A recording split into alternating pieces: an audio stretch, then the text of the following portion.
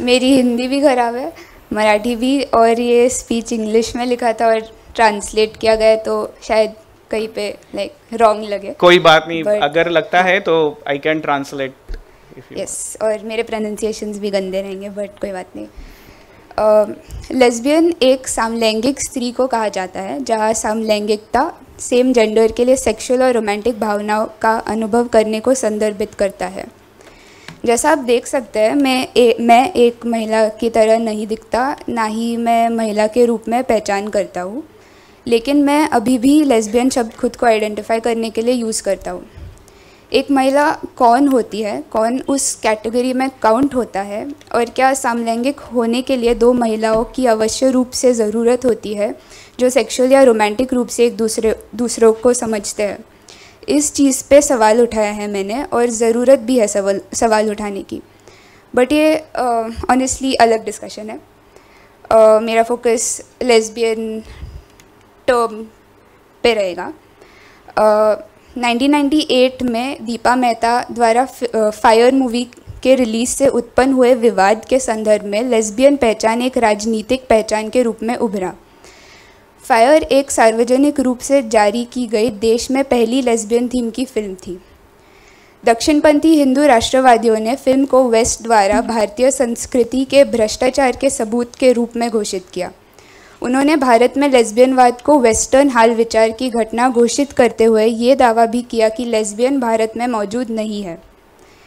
इसके साथ ही वास्तविक शारीरिक हिंसा, जिसमें सिनेमाघरों में फिल्मों की स्क्रीनिंग बंद कराई गई और फिल्म निर्देशक और अभिनेत्रियों को जान से मारने की धमकी दी गई।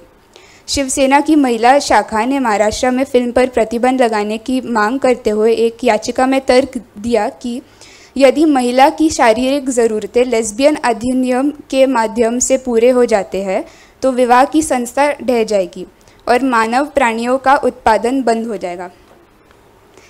इस हिंसा और होमोफोबिया के जवाब में ही नारीवादी कार्यकर्ताओं के एक समूह ने इंडियन एंड लेस्बियन का नारा दिया और एक कार्यकर्ता अभियान शुरू किया जो इस विचार पर आधारित था कि भारतीय महिलाएं जो सेम सेक्स संबंध में थे उन्हें हिंसा के खिलाफ सुरक्षा के अधिकार सहित कानूनी अधिकार भी मिले।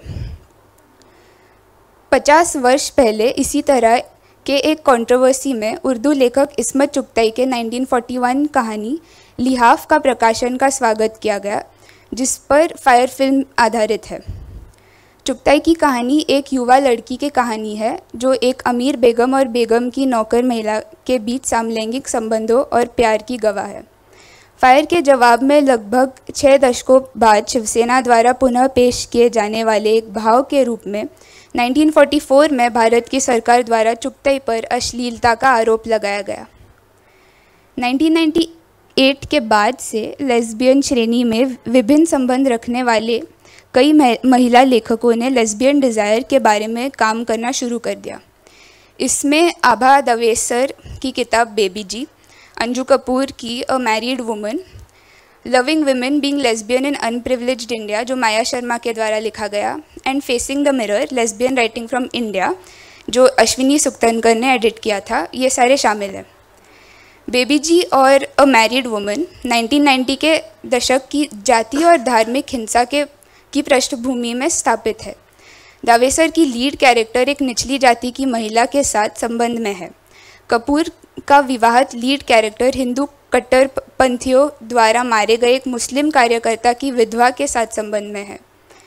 फेसिंग द मिरर विभिन्न योगदानकर्ताओं की आवाज़ों के माध्यम से लेस्बियन श्रेणी ताकतवर बनती है, जिनमें से प्रत्येक लेस्बियन इच्छा और पहचान की परिभाषा को अलग अलग तरीके से देखते हैं।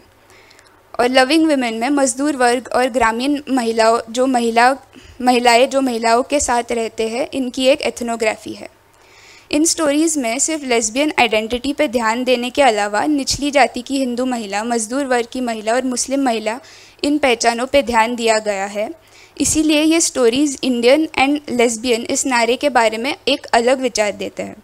लेस्बियंस के अधिकार ना सिर्फ वो नागरिक है इसीलिए उन्हें मिलना चाहिए, पर इस विचार से नागरिक मतलब कौन है ये सवाल खड़ा करते हैं।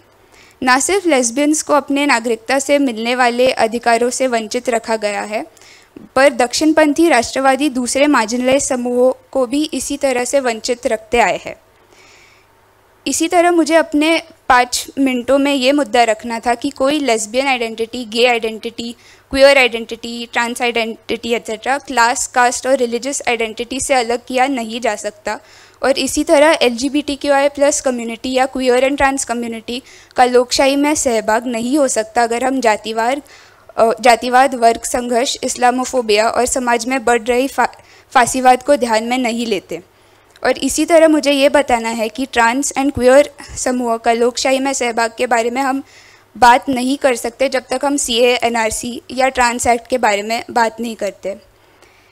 और बेसिकली क्योंकि मुझे ये प्रोग्राम के बाद जेल नहीं जाना है, तो मैं बस ट्रांस एक्ट के बारे में आप सबको पैम्फलेट्स बांट रहा हूँ ताकि आप इन्फॉर्म हो सके और जान सके उसके बारे में। Thank you.